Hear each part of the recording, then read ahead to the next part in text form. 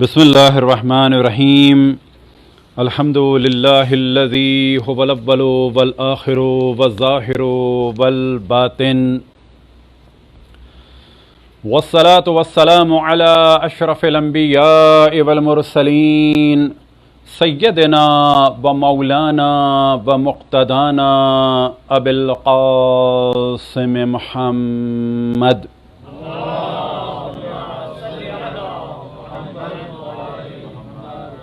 व अला अहले बैतिहि तय्यबीन अत्ताहिरीन अल-मअसूमीन सिय्यमा बक़ियतुल्लाहि फ़िल अराज़ीन महदिय्यिल मुंतज़र अरवाहुना व अरवाहुल आलमीन लितुराब मक़दमिहिल फ़िदा व लअनतुल्लाहि अला आदाइहिम व मुनकिरी फ़ज़ाइलिहिम व गासिबी हुक़ूक़िहिम इला क़यामि यौमिद्दीन। वक़ाल अल्लाहु तआला व हुवा अस्दक़ुल क़ाइलीन बक़ियतुल्लाहि ख़ैरुन लकुम इन कुंतुम मुअमिनीन। सलावत।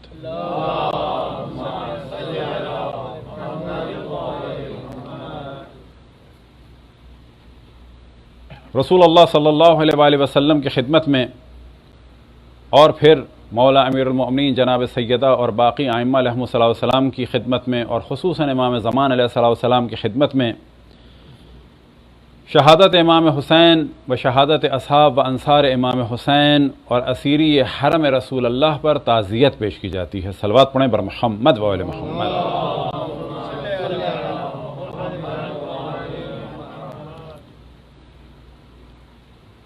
जैसा कि आपके इल्म में है कि मौज़ूए गुफ्तगू इमाम ज़मान अलैहिस्सलाम की ज़ात मुक़द्दस, गो के इमाम की ज़ात मुक़द्दस से रिलेटेड बहुत सारे मौज़ूआत हैं।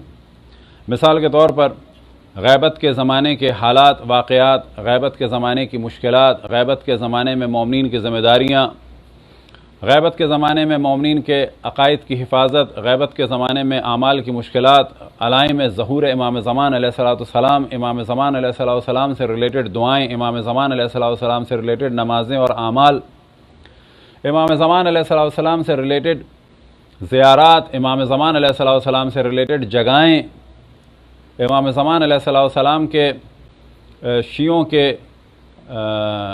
की अज़मत इस ग़ैबत के ज़माने में, और इस तरह बहुत सारे मौज़ूआत हैं। लेकिन हमारी कोशिश यही है कि ख़ुसूसन नौजवानों के लिए इन सारे मौज़ूआत को आहिस्ता आहिस्ता सादा सादा इस तरह बयान करें कि ज़िंदगी में वो रिलेट कर सकें, यानी मुख्तलिफ़ हालात और वाक़यात में उनको इमाम ज़मान अलैहिस्सलाम याद आएँ। लिहाजा अलाइम ज़हूर में से एक अलामत समझ लें, या ज़हूर से पहले जो दज्जालियत का सिलसिला होगा कि उसमें अहम तरीन दो चीज़ें होंगी, एक मीडिया और दूसरा इक़्तिसादी पावर। एक चीज़ की जानिब आपकी तवज्जो दिलाएं और फिर कोशिश करेंगे ज़्यादातर गुफ्तगू हज़रत अब्बास अलैहिस्सलाम से रिलेटेड हो। तो एक मौजू आपकी जानिब आपकी खिदमत में पेश किया जाए, और ऐसा कि जिसमें ना आपको कोई आयत की ज़रूरत पड़े ना रिवायत की पड़े, और गाए बगाहे जब भी वो चीज़ आपके सामने आए तो आपको अंदाज़ा हो कि दुनिया कहाँ जा रही है।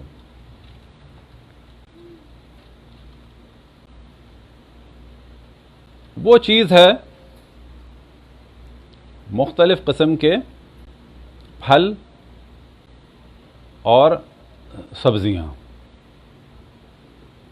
गो के मुख्तलिफ़ किस्म के जितने भी बीन्स हैं, या दाल या चावल या गंदम, वो भी इसमें हैं, लेकिन वो देख के आपको नहीं अंदाज़ा होगा। दज्जाल के हाथ में खाना होगा, पीना होगा। अभी खाना तो हमें समझ में आ रहा है, पीना कैसे होगा ये भी इतना मुश्किल नहीं है, मौजू समझ में आएगा। बिल आखिर शैतानी ताकतों के हाथ में ये दुनिया का खाना पीना चला जाएगा।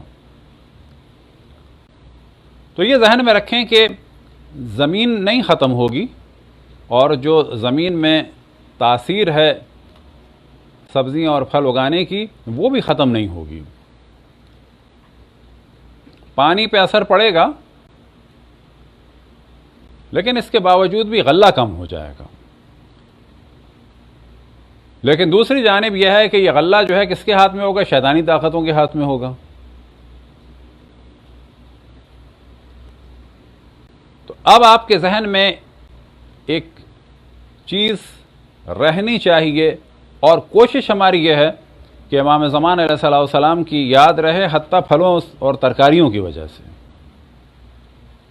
सब्जी की वजह से। अगर आप 5-6 साल या तकरीबन शायद 7 साल पहले चले जाएं, 6 साल पहले चले जाएं इंडिया में, तो आपको एक मौजू मिलेगा कि वहाँ पर बहुत बड़ी तादाद में किसानों ने खुदकुशियाँ की थीं। आजकल किस वजह से कर रहे हैं? वो कर्जे में डूबे हैं। वो कर्जे का तो अलग है, वो तो सब है ही एक बदमाशी। लेकिन एक उनकी खुदकुशियाँ थीं, ख़ास किस्म की खुदकुशियाँ। वो खुदकुशियाँ इस वजह से थीं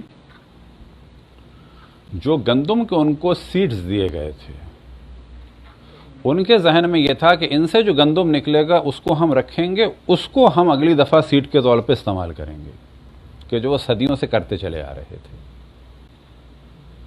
उन्होंने उस दफ़ा जो सीड लगाए तो वो सब बेकार हो गए। अब जाहिर है उनकी उम्मीद तो ये थी, काम कर दिया, मेहनत कर दी, कर्जे ले लिए, पानी ले लिया, ट्रैक्टर के पैसे चले गए, ज़मीनें किराए पे ली हैं बाज़ से, अब उस पर कुछ के मजदूरियाँ किराए पे चल रही हैं, क्योंकि बाज़ जगह यही होता है, मजदूरों से कहते हैं काम करो इतना मिलेगा, ट्रैक्टर के पैसे भी दे देंगे, ट्यूबवेल के पैसे भी दे देंगे। फिर उसके बाद हमारे ममालिक में जो रिश्वत है वो तो आप जानते ही हैं कहाँ तक है। इला माशाअल्लाह तो हम नहीं कहेंगे, इला माशा शैतान इला माशाअल्लाह यानी जहाँ तक अल्लाह ने चाहा।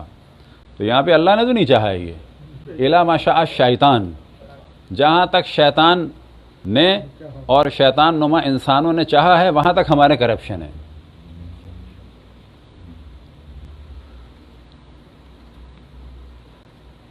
अपने मुल्क से मोहब्बत खुद एक फितरी तकाजा है। आप यकीन जाने, जब भी हम बाहर से कभी कराची उतरते थे तो एक अफसोस होता था, सदमा होता था, वो नफ़रत की वजह से नहीं, अपने मुल्क से मोहब्बत की वजह से, कि क्या हाल है, क्या ट्रैफिक का हाल है, क्या बसों का हाल है, क्या हुक्मरान का हाल है और क्या खुद पब्लिक का हाल है। लेकिन मैं मजाक में कहता था जब अफ्रीका जाते हैं थोड़ा सा सुकून होता है उनकी अच्छाइयाँ देख के नहीं, यानी मजाक में कह रहा हूँ, अफसोस वहाँ भी होता है। मैं मजाक में दोस्तों से कहता था थोड़ा सा सुकून होता है कि चलो हम इनसे तो आगे हैं, क्योंकि उनके हुक्मरान हमारे हुक्मरानों से भी बदमाश हैं। यानी ऐसे ऐसे बाज़ अफ्रीका के ममालिक के जहाँ लोगों के पास खाने को नहीं है, उनकी औलादें यूरोप अमेरिका में ठाठ कर रही हैं। खुद मैंने कॉन्वाय देखे हैं 25-25, 30-30, 40-40 गाड़ियों के, कि जहाँ खाने को नहीं है, और गर्द उड़ाते हुए वो हमारे हाकिमों से भी बदमाश है। लिहाजा एक बदमाशी, बल्कि एक आपको चीज़ बताएं, हम जब कॉन्गो गए तो वहाँ पर ज़मीन बड़ी ज़रखेज़ है, तो वहाँ पर मैं कहता था कि यहाँ कोई इंतहाई अहमक आदमी होगा जो भूखा मरेगा, और वाक़न ऐसा है। अब तक वो जो हम हालात बता रहे हैं वो बात के हैं, यानी अब तक और आज से 10-20 साल 50 साल पहले तक, क्योंकि वहाँ ज़रा सा टेम्परेचर बढ़ा, बारिश हो गई, और सारे साल ऐसा मौसम है कि बारिशें, पानी, और ज़मीन ऐसी है कि फर्टिलाइज़र की ज़रूरत ही नहीं है। आपको सिर्फ दालें उठा के डालनी है, भुट्टे डालने हैं, सीड डालने हैं, थोड़ी सी केयर करनी है चिड़ियों वगैरह से, जानवरों से, वरना खाना कम नहीं है। और यही हमें पता चला था कि जब वहाँ जंगें चल रही थी बाज़ अफ्रीका के ममालिक में, खुसूसन उन ममालिक में, तो लोगों ने ज़रा फोकस किया था काश्तकारी पर, अपने घरों में उगाने में, इधर उधर जो भी फालतू ज़मीन थी, तो बकौल लोगों के खाने की कमी नहीं हुई थी। फिर कमी हुई थी सिर्फ एक चीज़ की, वो हुई थी नमक की। नमक नहीं था, क्योंकि वो प्योरीफाई करना होता है या मुझे आखिर कान से लाना होता है। तो अब जो हम मौजू डिस्कस करना चाह रहे हैं वो बज़ाहिर आपको बड़ा अच्छा लगेगा। तो इंडिया में जो खुदकुशियाँ हुई थी उनको वो सीट दिए थे कि जो बाद में कारामद नहीं होते और वो मोहताज हैं कि वो गंदम उगाएं, लेकिन अगली दफ़ा फिर इनसे दूसरे सीड लें। उनको मॉडिफाई कर दिया है और ऐसा कर दिया है कल्टीवेशन के काम नहीं आते वो। अब आप तसव्वुर करें कि कुछ चीज़ें हमें अच्छी लगती हैं। हम पहले तरबूज खाते थे, काले काले बीज होते थे। आज हम फ़ख्र से बाज़ जगह कहते हैं जी सीडलेस है। ये सीडलेस आपके लिए नहीं है, ये सीडलेस उन्होंने अपने लिए किया है। आपके फ़ायदे में थे वो बीज, यानी इंसानियत के फ़ायदे में थे वो बीज। वो जो बीज निकाल लिए हैं वो बीज आ गए शैतानों के हाथ में। इस वक्त एक जो अहम तरीन मौजू है वो ये है कि मिसाल के तौर पर नॉर्वे में, इसी तरह से और बाज़ ममालिक में, नॉर्वे वगैरह का तो लगता है नाम ऐसे ही ले दिया है, कहाँ कहाँ पर दुनिया के सारे सीड प्रिजर्व किए जा रहे हैं, छुपाए जा रहे हैं। यहां भी हो रहा होगा, अमेरिका में भी होगा, यूरोप में भी होगा। और दुनिया से उस गल्ले को ख़त्म इस सूरत में किया जा रहा है कि ये उगाएंगे, ये आगे देंगे। फिर आपके पास टनों गंदुम होगी, लेकिन उससे एक नया दाना नहीं बना सकेंगे आप। एक एक दाने के मोहताज होंगे आप। यानी अरबों टन भी आपके पास गंदुम होगी, लेकिन वो गंदुम सिर्फ खाने की होगी, वो उगाने की नहीं होगी। हर चीज आपके पास होगी, लेकिन वो सिर्फ उनकी कमाई के लिए होगी। आपको खा के उन्हें पैसे देने होंगे, लेकिन अपने मुमालिक में आप उगा नहीं सकेंगे। तो ज़हूर से पहले वाक़ईन जो मुसलमान साइंटिस्ट की एक जिम्मेदारी है, खुसूसन जिनका काम, उनकी फील्ड जो है एग्रीकल्चर से रिलेटेड हो, तो इस्लामी मुमालिक के लिए इन सीड्स को, इन काश्तकारियों को रखना। अब याद रखें, कोई रखना चाहेगा कत्ल हो जाएगा, रखना चाहेगा कत्ल हो जाएगा। उस साइंटिस्ट को जहर दे दिया जाएगा, पता भी नहीं चलेगा उसे क्या वबा आई, क्यों खत्म हो गया। वजह यह है कि हमारे अक्सर हाकिम बिके हुए हैं। हाकिमों को यह ऑर्डर मिलेगा कि आप अपने मुल्क में इन चीजों को उगा नहीं सकते। आप लामहाला ये काम करें कि फलाने फलाने केमिकल इस्तेमाल करें, फलानी फलानी चीजें इस्तेमाल करें, फलानी कंपनी से सीड लें। और जो काश्तकार या जो इस फील्ड से रिलेटेड ये चाहे कि वो खुद उन बीजों को इस्तेमाल कर सके, वो सब कत्ल होंगे और हमारे हाकिम इसमें मददगार होंगे। ये जो दुबई का एयरपोर्ट है, ये आपको पाकिस्तान की हद तक बता रहे हैं। ये प्लान पहले पाकिस्तान के लिए था। पाकिस्तान की एयरलाइन उस वक्त मुसलमान मुमालिक हत्ता इंटरनेशनल एयरलाइंस में बहुत ज्यादा बेहतरीन एयरलाइन थी। यूनिफॉर्म, क्रॉकरी, कटलरी, सफाई सुथराई, क्रू के लिए उनके हैंडसम होना, हाइट होना, पर्सनैलिटी, हर चीज टॉप क्लास थी।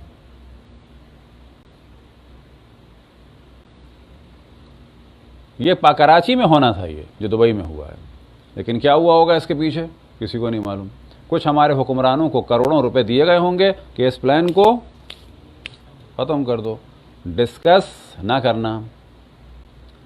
हत्ता जो पार्लियामेंट के लोग हैं, शायद उन्हें भी ना पता चला हो कि जो बड़े साहब कह रहे हैं डोंट डिस्कस, उनको पैसे मिल गए। कितने पैसे मिले होंगे? ज्यादा से ज्यादा 50 करोड़, इससे ज्यादा उनकी औकात नहीं थी। लेकिन नुकसान कितना हुआ पाकिस्तान को? अरबों खरबों का।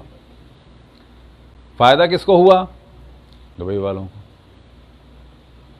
जिस वक्त दुबई में ढंग से गाड़ी चलाने वाले नहीं थे, उस वक्त पाकिस्तान की एयरलाइन उरूज पे थी।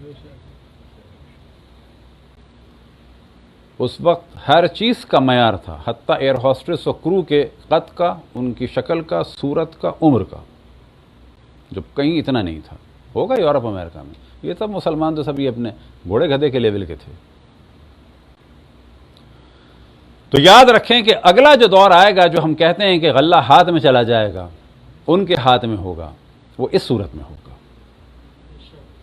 यहां पे कहा जाता है कि मुसलमानों के लिए जरूरत है कि अपना इल्म बढ़ाएं, मुत्तकी लोगों के लिए जरूरत है कि वो मुख्तलिफ फील्ड्स में आगे आएं, जो जो फील्ड्स हैं उसमें आगे आएं।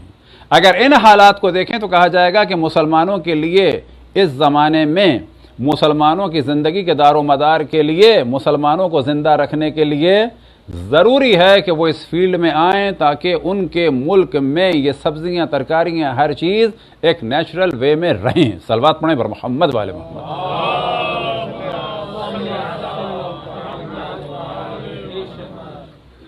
तो बाज़ दफ़ा लोग ये सवाल जहन में आता है कि दज्जाल के हाथ में खाना होगा, मतलब कंटेनर होंगे क्या?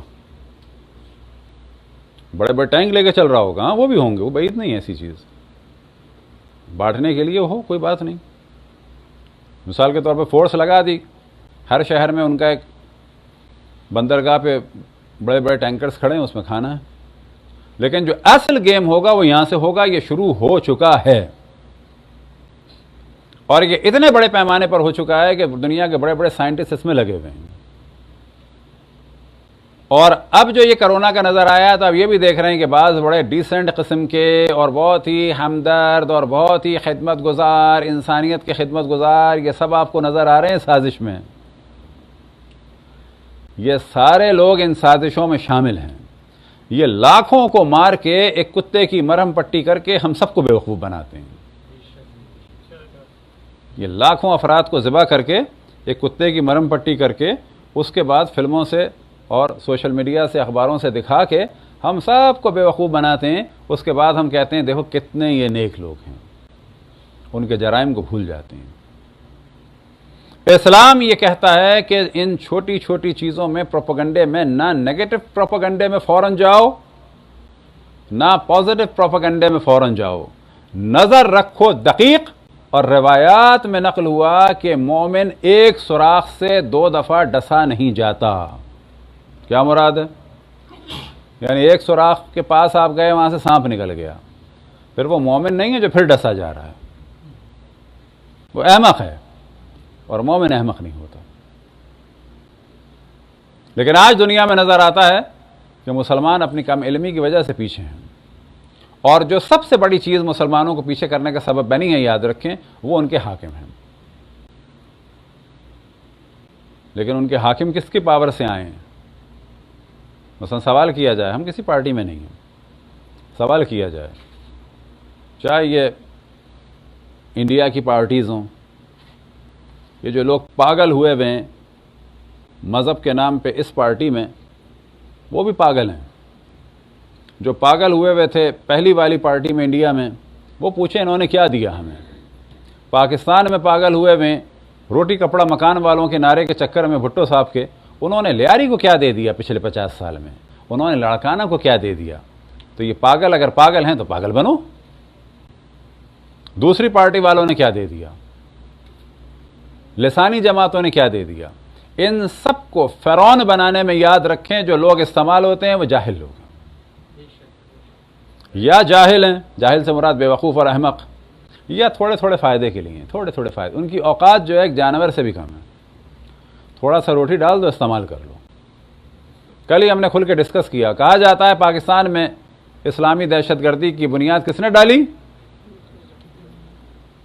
किसने डाली? ज़ियाउल हक़ ने। गलत फहमी है, उसने उरूज पे पहुंचाया, बुनियाद भुट्टो ने डाली है। कब डाली? ढाका फॉल के बाद उसको हीरो बनना था, काम तो कुछ किया नहीं। एक इस्लामी कॉन्फ्रेंस कर दी, किसी काम की नहीं थी। और क्या किया? कायदियानियों को काफिर करार दिया। कायदियानियों को काफिर करार देना ये मौलवी मुल्लाओं का काम था, अंदर का, इसमें स्टेट को नहीं आना चाहिए था। बहुत साफ बात है। हमें भी लोग कहेंगे जी कायदियानियों ने खरीद लिया, कहने दो। बात यह है कि इस लिबरल मुल्क को, इस एक इस्लामी मुल्क को, कि जो एक जमहूरी मुल्क था, इस तरह मुल्लाओं के हाथ में, मुफ्ती महमूद जैसों के हाथ में खेल नहीं बनना चाहिए था भुट्टो को। लेकिन भुट्टो का मसला यह था कि वो ढाका फॉल के बाद उसकी इज्जत नहीं रही थी। उसे अब एक नए तरीके से आगे आना था। मौलवियों को खुश किया, कायदियानियों के नाम पे उम्मत को बेवकूफ़ बनाया इस्लामी सरबराही कॉन्फ्रेंस के नाम पे, जबकि वो खुद एक सोशलिस्ट था। बाज़ अच्छाइयाँ होंगी सो होंगी, लेकिन ये जो काम हुआ, यहां से पाकिस्तान में शिद्दत पसंदी की बुनियाद पड़ी। और ये बुनियाद बढ़ते बढ़ते बढ़ते बढ़ते एक ऐसा माहौल बन गया कि राह हमवार हुई इसके लिए, किसके लिए? ज़िया-उल-हक़ के लिए। और फिर इन्हीं लोगों को इस्तेमाल किया किसके लिए? रशिया के खिलाफ। तो जो सबसे बुरी चीज मोमिनीन के लिए मानी जाती है उनकी जहालत है और उनकी हिमाकत है। यही जाहिल और सादे अफराद हाकिमों को लाते हैं, यही जाहिल और सादे अफराद फासिक और फाजिर हाकिमों को ज़िल्ले इलाही बनाते हैं। कि अल्लाह का लाख लाख शुक्र है मज़हब हक़ अहले बैत में हाकिमों को इतनी अहमियत नहीं है। लेकिन अगर आप चले जाएं दूसरे मज़ाहिब में, क्या आप समझ गए, दूसरे मज़ाहिब इस्लामी, और अगर आप वहां देखें कि ये मौलवी जो है हाकिमों के आगे पीछे हैं, तो ना समझिएगा कि ये गुनाह कर रहे हैं। गुनाह कर रहे हैं यानी उनके हिसाब से, उनके यहां तो ये है कि जो हाकिम कहे मानो, ठक से औलल अम्र बन जाता है। तो ज़हूर से पहले हुक्मरानों के लिए रवायात में नकल हुआ बदतरीन अफराद माशरे के हुक्मरान बनेंगे, बदतरीन अफराद। अब जब ये बदतरीन अफराद माशरे के हुक्मरान बनेंगे तो याद रखें कि माशरा भी बदतरीन से बदतरीन होता चला जाएगा। हमारे यहां खुसूसन इंडिया, पाकिस्तान और इन इलाकों के जो हाकिम हैं, याद रखें कि सारी दुनिया के हाकिमों से गिरे हुए हैं उमूमन, सदर सदम नहीं कह रहे, उमूमन। वो किस एतबार से कि यूरोप अमेरिका के हाकिम फासिक होंगे, फाजिर होंगे, लेकिन कम से कम इतना है कि वो इतना नहीं खा सकते जितना हमारे यहाँ खाते हैं। कोई तो चेक एंड बैलेंस है। अगर एक अस्पताल बनने में मुमकिन है कि एक टेंडर में बड़ा मामूली सा खा लेते हों, हमारे हाकिम कितना खाते हैं कि अस्पताल बनने में 70 to 80%। बदतरीन हाकिम हैं इस वक्त इस्लामी मुमालिक में। अब इनमें अगर आप तसव्वुर करें, इन बादशाहों को कौन सपोर्ट कर रहा है? उलमा। कौन से उलमा? सारे सलफी वहाबी उलमा। कुछ है क्या इसमें? देखें, ये सपोर्ट कर रहे हैं किसको? बादशाहों को। बादशाह इनको थोड़ा सा दे देते हैं, चलो मदरसे चलाओ, खाओ पियो। यानी वाज़ेह उनको कहते हैं अगर कोई लिबरल शिबरल आया ना तो ये तुम्हारा बंद हो जाएगा, हमको सपोर्ट करो, हमें भी खाने दो, हम तुम्हें खिलाएंगे। लिहाजा सऊदी हुकूमत का दारो मदार दो ख़ानदानों पे है, ख़ानदान सऊद हुकूमत के लिए, ख़ानदान शेख दीन के लिए। ख़ानदान शेख इन्हें सपोर्ट करते हैं, ऐसे लकड़ी जैसे दो हैं। ख़ानदान शेख इनको सपोर्ट करते हैं, ये इन पे रुके हुए हैं, ये इन पे रुके हुए हैं। इनमें से कोई बोला बैतुल मुक़द्दस के लिए? आज अगर इनको समझ लें तो आप समझ जाएंगे कि बनु उमैया का सिस्टम क्या था। ये दरबारी मौलवियों का सिलसिला था, ये कोई नया नहीं है। ये अहले बैत के खिलाफ इन बादशाहों को सपोर्ट करने के लिए यही फासिक और फाजिर उलमा इस्तेमाल हुए थे। आप ये समझ लें कि अहले बैत जेलों में थे, ये फासिक फाजिर हाकिम जो हैं वली क्या बने हुए थे? औलुल अम्र बने हुए थे, ज़िल्ले इलाही बने हुए थे, अमीरुल मोमिनीन बने हुए थे। नस्र रसूल अल्लाह जेलों में, और ये बने हुए थे कौन? वलीउल्लाह। ऐनन यही जलवा आपको नजर आएगा कहां पर? इंडिया में। कहां पर? जब औरंगजेब आया, औरंगजेब को दर हकीकत मौलवियों ने सपोर्ट किया। बाप को मारो, भाइयों को मारो, हम तुम्हें वलीउल्लाह बनाएंगे, तुम हमें सपोर्ट करो, हम तुम्हें सपोर्ट करेंगे। प्लानिंग ये थी। बाप को कैद किया, दारा शिको मुराद को मारा, बहनों को कैद किया, सारी दुनिया को उसने टोपी पहना दी इस्लाम के नाम पे। मौलवियों ने टाइटल दिया है बड़े मुत्तकी हैं, टोपियां बुनते हैं, टोपियां सीते हैं, टोपियां सीते हैं, कुरान लिखते हैं। मंटो साहब ने बड़ा अच्छा कहा, ज़ाहिरन उन्होंने कहा कि औरंगजेब बहुत नेक थे, कोई नमाज नहीं छोड़ी, कोई भाई नहीं छोड़ा। सलवात पढ़े बर मोहम्मद वाले मोहम्मद।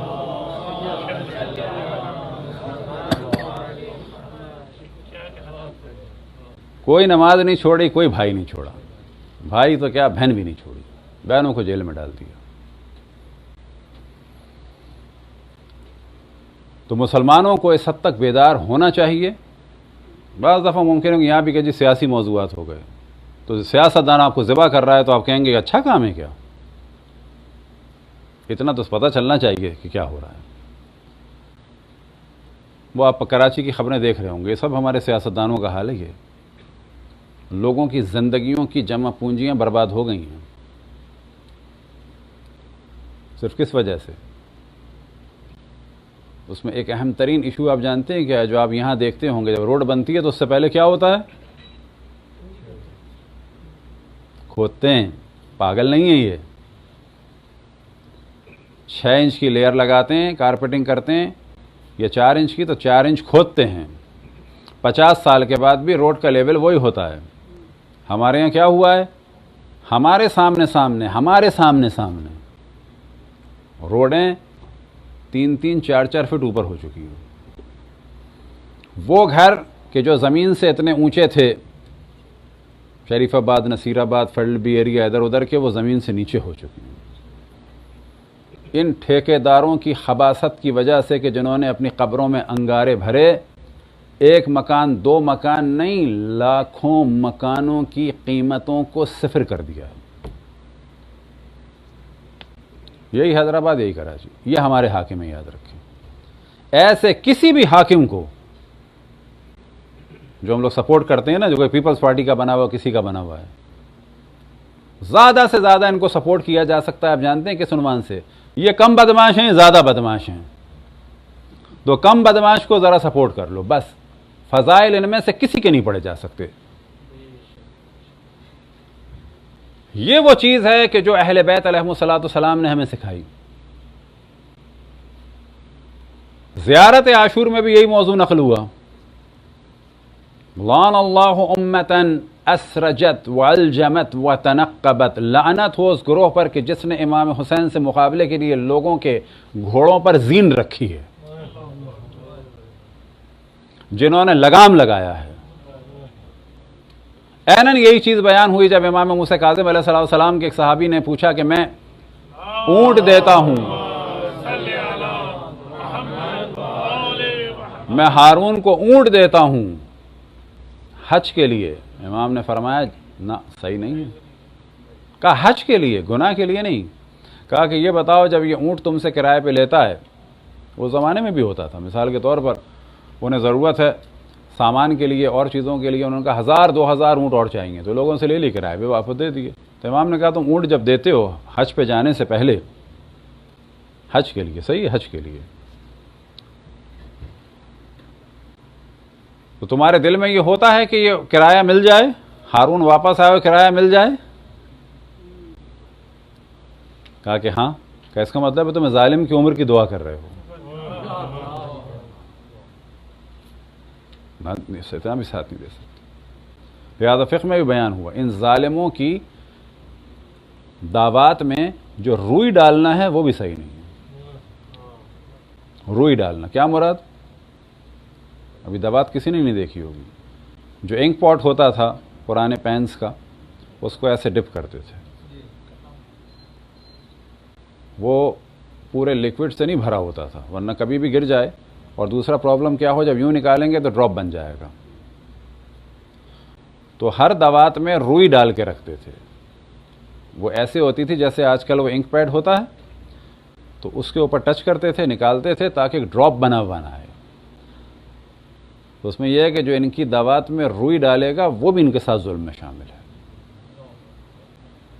अब आप तसव्वुर करें कि इन लोगों के साथ चलना और हराम व हलाल का ख्याल रखना, और बाज़ दफ़ा ज़रूरी भी हो जाता है, और फिर अपने आप को भी बचाना और मोमिनीन को भी बचाना, और उसके बाद ये काम भी करना।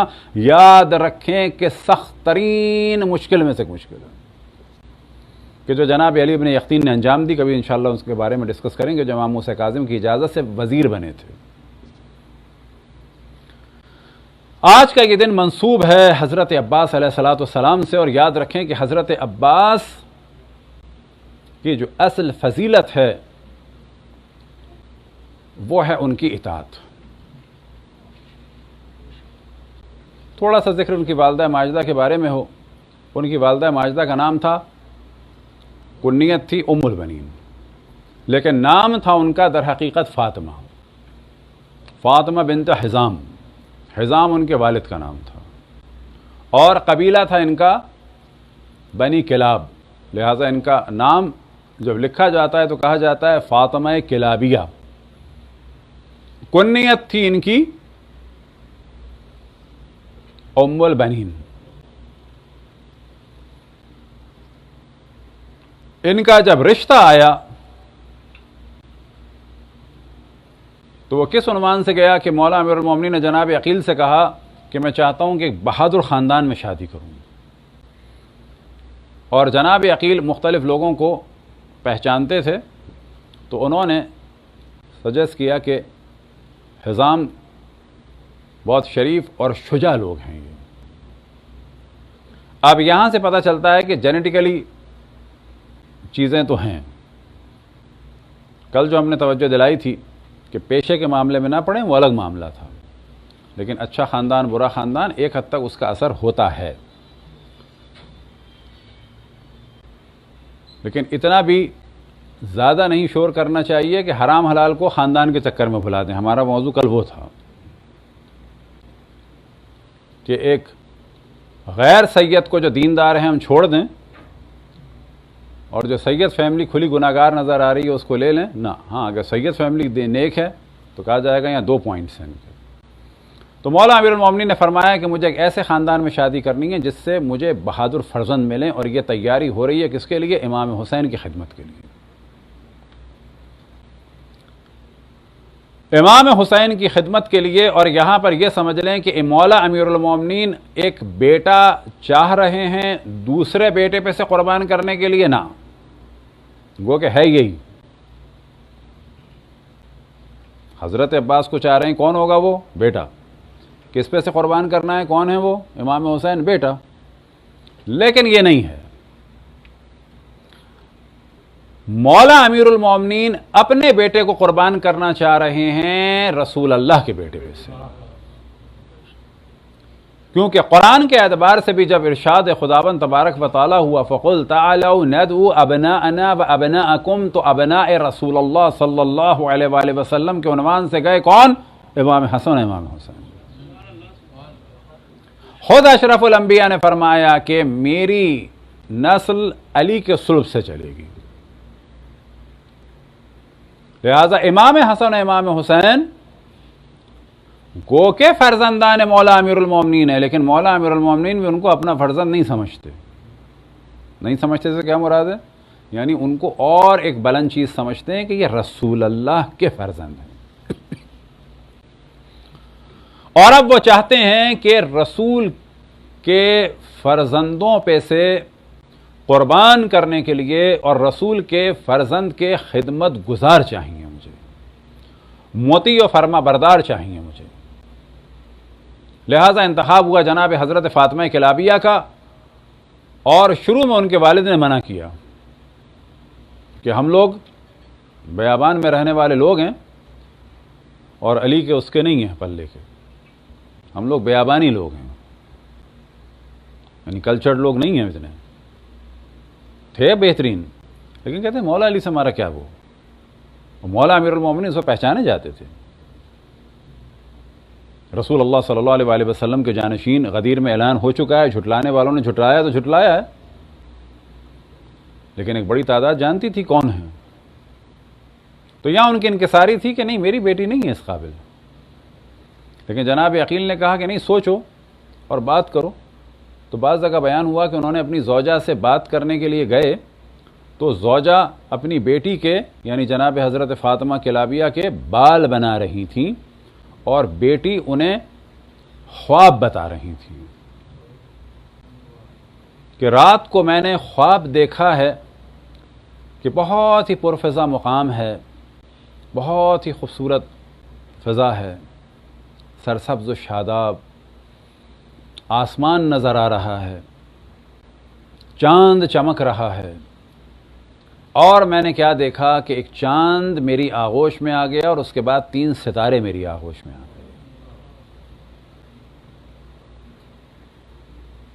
तो उनकी वालदा फरमाती हैं कि इंशाअल्लाह ये ख्वाब अच्छा होगा, और किसी एक अच्छे का रिश्ता आएगा और उससे तुम्हें अल्लाह अच्छी औलाद अता फरमाएगा। अभी याद रखें, जब भी ख्वाब नज़र आए, जो आइम्मा की भी हमारी रविश है और जो तरबियत है, जो तालीम है, हमेशा उसकी ताबीर अच्छी करें। और ये साइकोलॉजिकली भी अच्छा है कि पॉजिटिव रहें।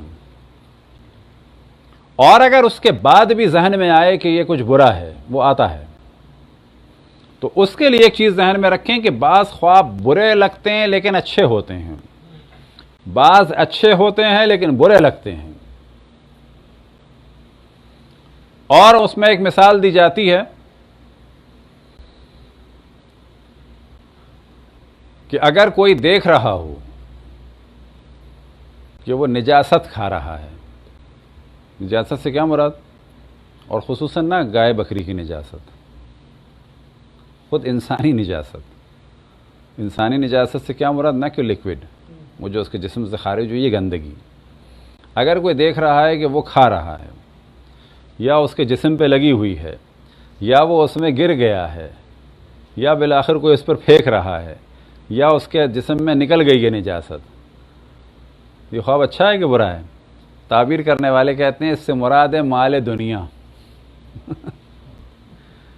यानी उसकी जो बरज़खी सूरत है इस माल की, वो है। अब ये बज़ाहिर बुरा है, लेकिन ताबीर में कहा जाएगा ये गंदगी जितनी भी आ जाए तो कोई मज़ाक़ा नहीं है, बेशर्त ये कि अल्लाह की राह में इस्तेमाल हो। तो यहाँ पर आइम्मा अलैहिस्सलाम की तालीम है कि जब भी ख्वाब देखो हमेशा पॉजिटिव रहो और अल्लाह पे तवक्कुल करो। और ख़ुसूसन हज़रत आयतुल्लाह उज़्मा बहजत फरमाते थे कि जब भी ख्वाब देखो, अच्छा देखो बुरा देखो, अच्छा देखो बुरा से यानी हमको अच्छा लग रहा है, हमें बुरा लग रहा है, क्या करो, फ़ौरन दुआ करो और सदका दो।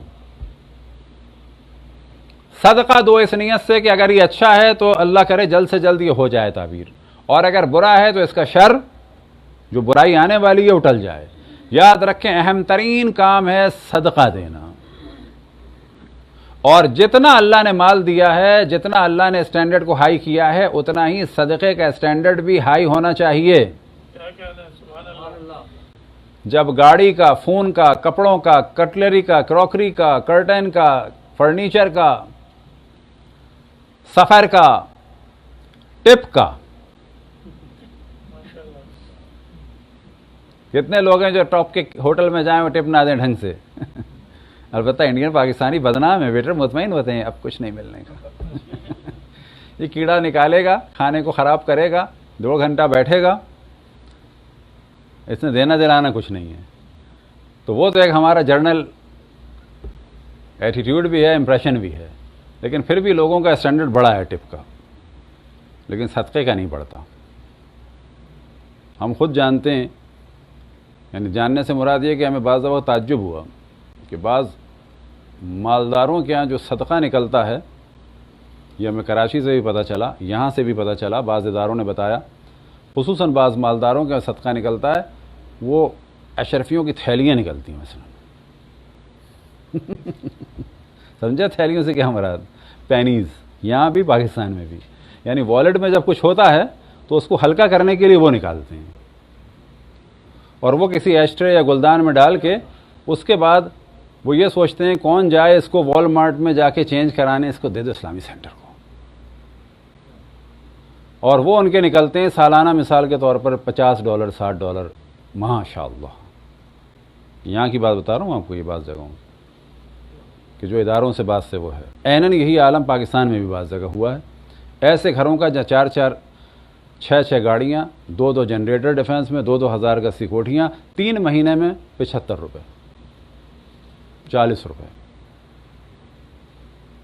तो जितना अल्लाह दे उतना सदका निकालें, और कोशिश करें सुबह सदका निकालें, शाम को सदका निकालें, दिल घबराए सदका निकालें, औलाद देर से आई सदका निकालें, ख्वाब अच्छा लगा तो सदका निकालें, ख्वाब बुरा लगा तो सदका निकालें, किसी की तबीयत ख़राब हुई तो सदका निकालें, कभी दिल घबराया सदका निकालें। मुतमईन हो जाएं कि इससे बलाएं भी टल रही हैं, दर्जात भी बुलंद हो रहे हैं, दुनिया में भी आखिरत में भी, और कम तरीन फ़ायदा यह है किसी इंसान की मुश्किल हल हो रही है, यह सदका है।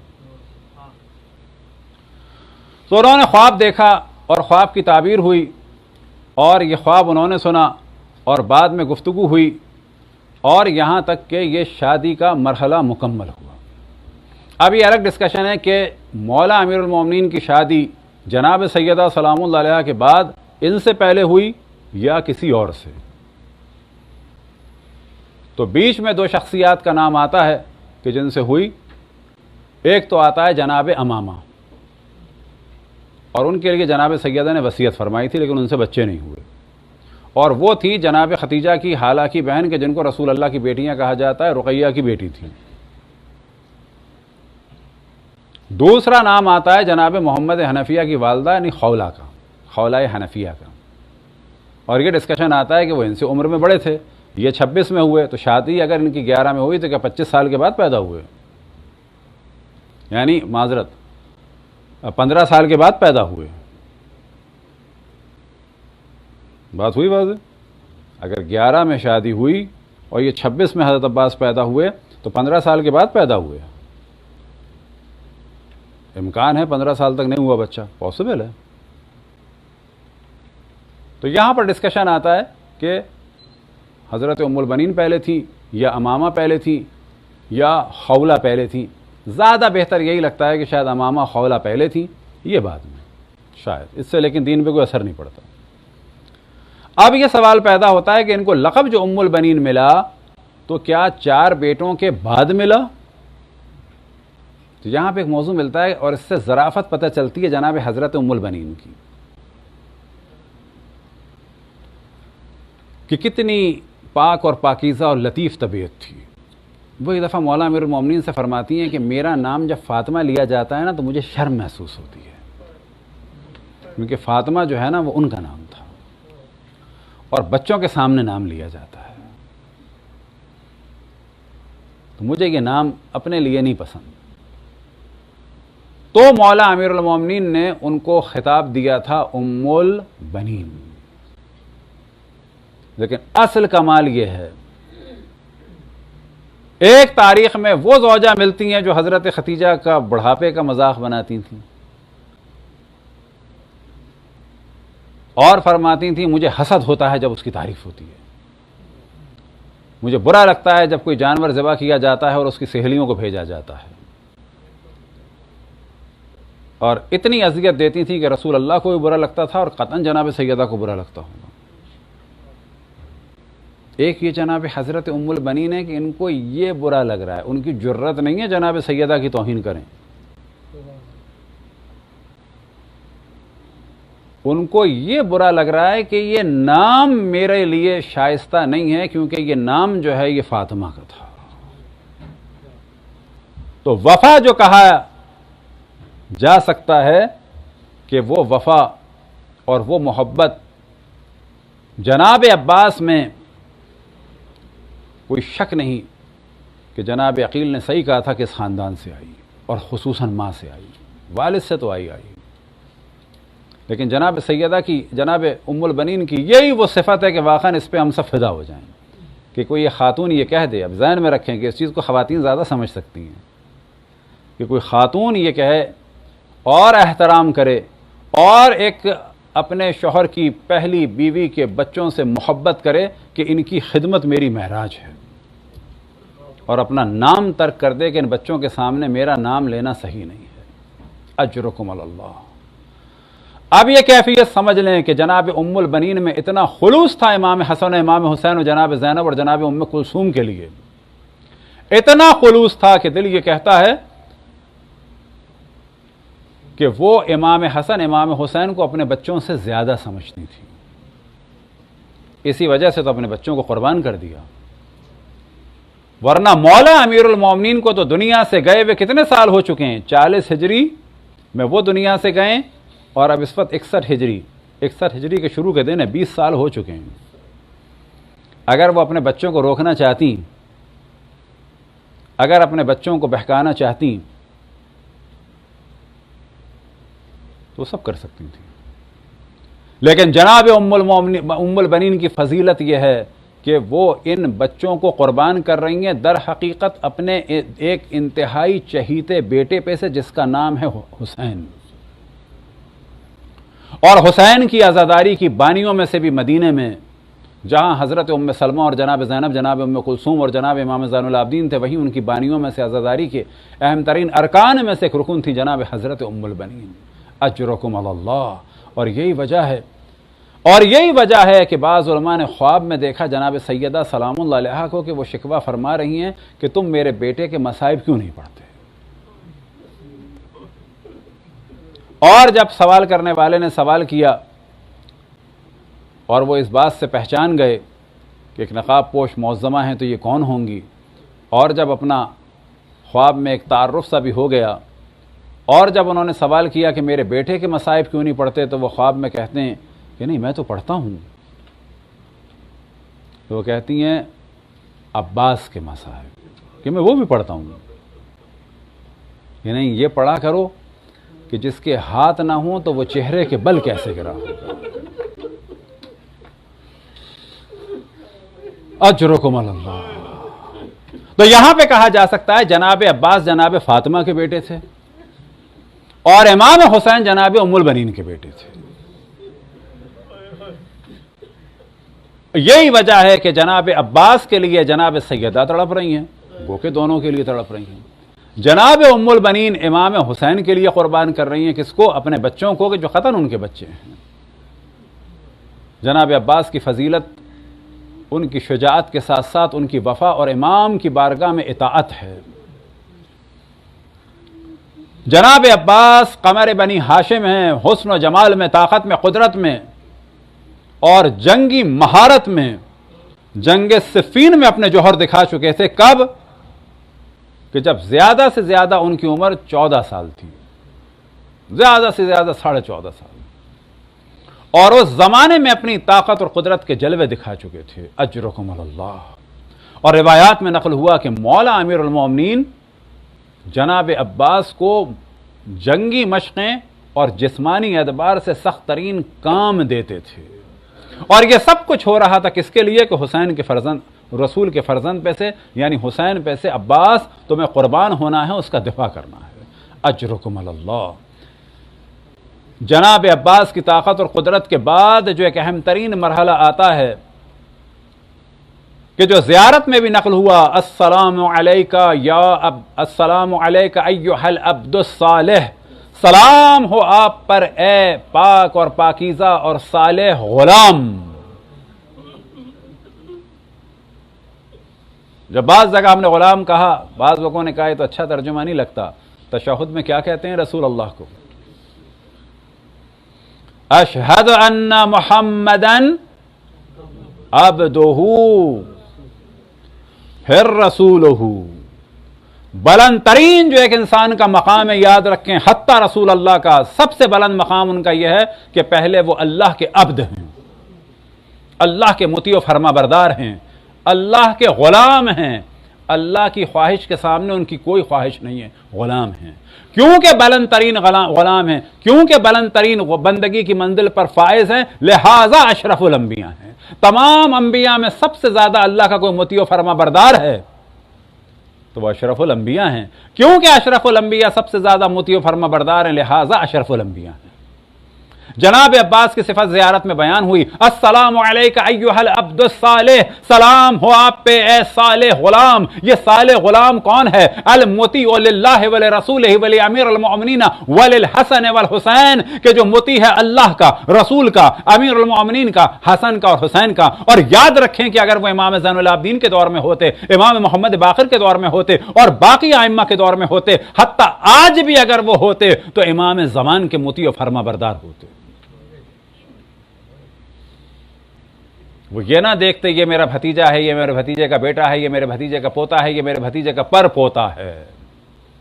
अल मुतीउ लिल्लाहि व लिरसूलिहि व लिअमीरिल मोमिनीन व लिल हसन वल हुसैन। वो हुसैन के दौर में दुनिया से रुखसत हो गए, अगर इमाम ज़ैनुल आबिदीन के दौर में होते तो उनके मुती होते। और इताअत का ये जलवा है कि जिस वक्त इमाम हुसैन का रास्ता रोका जाता है। कभी आपने मंजर देखा होगा कि जब जवानों को गुस्सा आता है या कहीं लड़ाई होती है तो जितनी ताकत व कुदरत हो उतना ही घर वालों को इन्वॉल्व होना पड़ता है जवान को संभालने के लिए, समझाने के लिए, और उसका जलाल और जवानी और उसकी ताकत और कुदरत ऐसी होती है कि माँ बाप हाथ जोड़ रहे होते हैं लेकिन जवान कंट्रोल नहीं हो रहा होता है।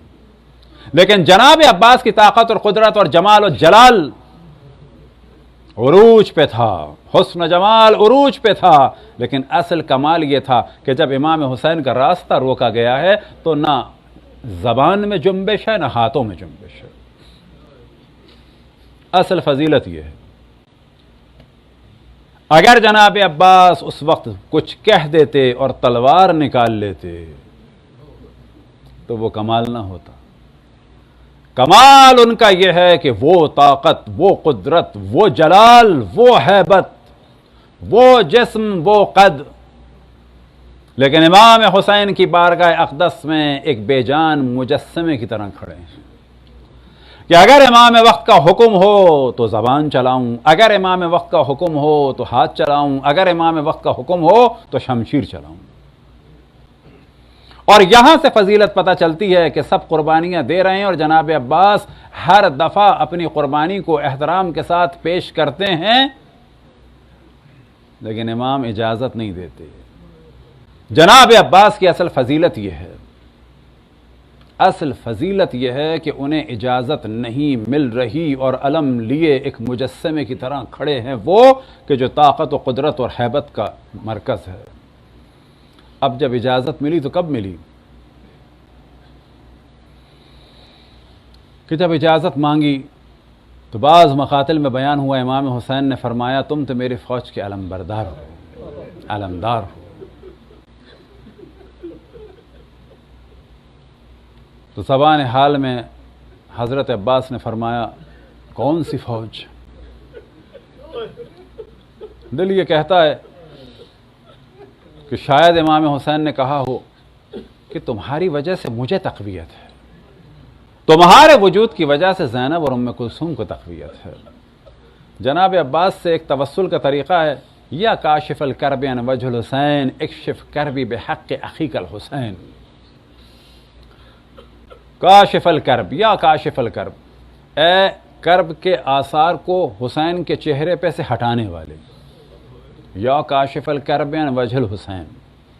क्या सिफ़त है जनाब अब्बास की? ए कर्ब के आसार को हुसैन के चेहरे से हटाने वाले, एक शिफ कर्बी, मेरे कर्ब को ख़त्म कर दें। किसके सदक़े में? बेहक़्क़ि अख़ीकल हुसैन, अपने भाई हुसैन का आपको वास्ता देता हूँ कि उनके सदक़े में मेरे कर्ब को ख़त्म कर दें। ये एक तवस्सुल का जुमला है, लेकिन हकीकत भी यही है, ये कोई मुबालगा नहीं है। इमाम हुसैन को एक सुकून था जनाब अब्बास के तरीके से, ना फ़क़त इमाम हुसैन को, जनाब ज़ैनब और जनाब उम्मे कुलसूम को एक ऐसा सुकून था, इसको अगर समझना हो तो वही समझें। जब जनाब हबीब आए थे कितना इत्मीनान हुआ था जनाब ज़ैनब को कि मेरे भाई का कोई तो मददगार है। अब आप समझ लें, जब जनाब हबीब के आने से जनाब ज़ैनब को इतना सुकून था तो इमाम जनाब अब्बास के रहने से भी जनाब ज़ैनब को सुकून था कि मेरे भाई का एक मददगार बाकी है।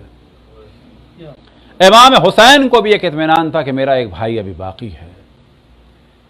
अजरकुम अल्लाह। एक वक्त आया कि जनाब अब्बास ने आके इजाज़त चाहिए, इमाम हुसैन ने इजाज़त दी, लेकिन इजाज़त किस चीज़ के लिए दी? पानी लाने के लिए।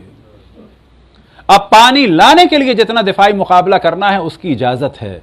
अजरकुम अल्लाह। इमाम हुसैन ने इजाज़त दी, जनाब हज़रत अब्बास हुक्म इमाम के लिए निकल रहे हैं।